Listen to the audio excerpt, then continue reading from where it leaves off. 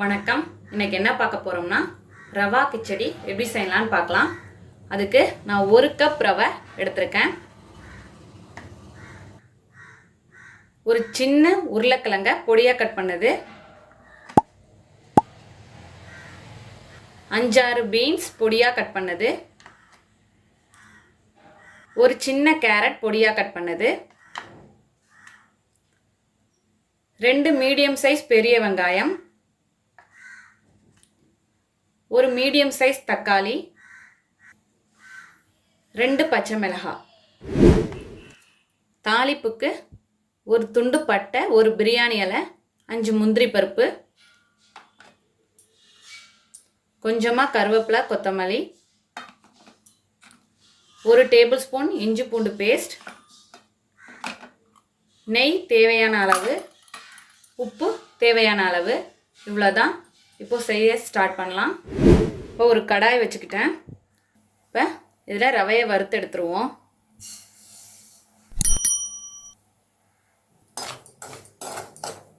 ரவை வறுக்கிறதுக்கு ஒரு மீடியம் ஃப்ளேம்லேயே வச்சுக்கோங்க. 3-4 நிமிஷத்தில் வறுத்துடலாம்.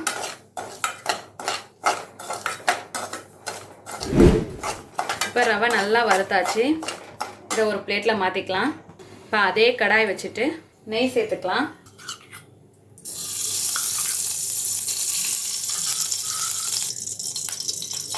இப்போ இதில் ஒரு பிரியாணி இலை, ஒரு துண்டு பட்டை, முந்திரி பருப்பு ஆப்ஷனல் தான், உங்களுக்கு வேணும்னா ஆட் பண்ணிக்கலாம்.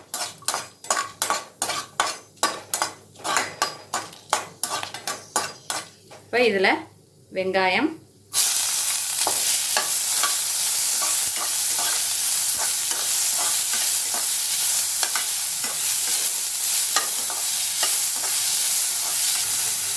இதோட இஞ்சி பூண்டு பேஸ்ட், இதோட பச்சை மிளகாய்,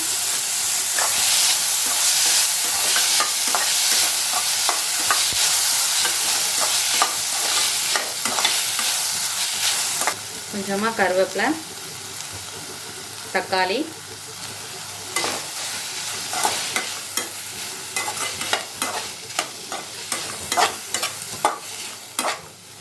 இதில் ஒரு 1/4 டீஸ்பூன் கலருக்காக மஞ்சள் தூள் சேர்த்துக்கோங்க. நான் இது சொல்லலை. இப்போ இது வதங்குறப்பையே நம்ம வெஜிடபிள்ஸ்லாம் சேர்த்துக்கலாம். கேரட், பீன்ஸ்,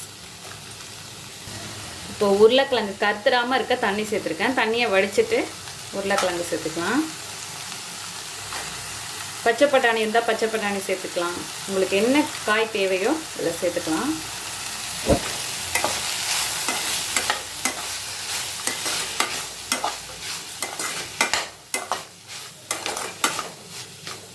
இப்போ இந்த காய் இந்த நெய்யிலேயே ஒரு அரை வேக்காடு வெந்துடணும்.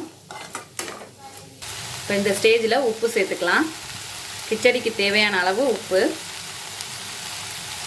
மீடியம் ஃப்ளேம்லேயே வச்சுட்டு நல்லா இது போல் வதக்கிட்டே இருங்க. காய் இதிலே வெந்துடும்.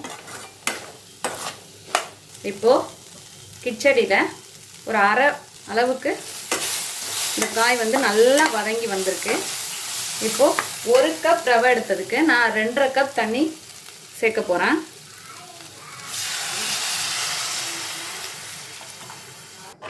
ரெண்டரை to 3 கப்புக்குள்ளே கரெக்டாக இருக்கும்.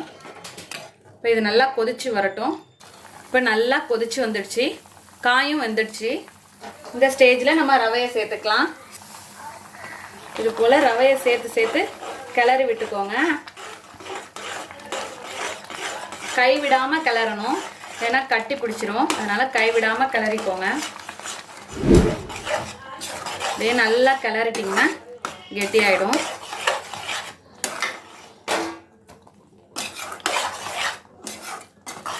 நல்லா காயும் ரவையோட மிக்ஸ் ஆகிடும்.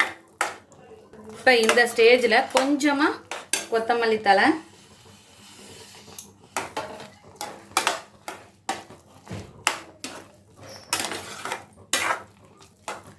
ஒரு கப் ரவை எடுத்தேன். எவ்வளோ இருக்குது பாருங்க குவான்டிட்டி. நல்லா வெந்தோன்னே நிறையா இருக்கும். 2.5 to 3 கப்புக்குள்ளே தண்ணி கரெக்டாக இருக்கும். ஒவ்வொரு ரவைக்கும் வேறுபடும். இதில் 1 ஸ்பூன் நெய் சேர்த்து கிளறிக்கலாம்.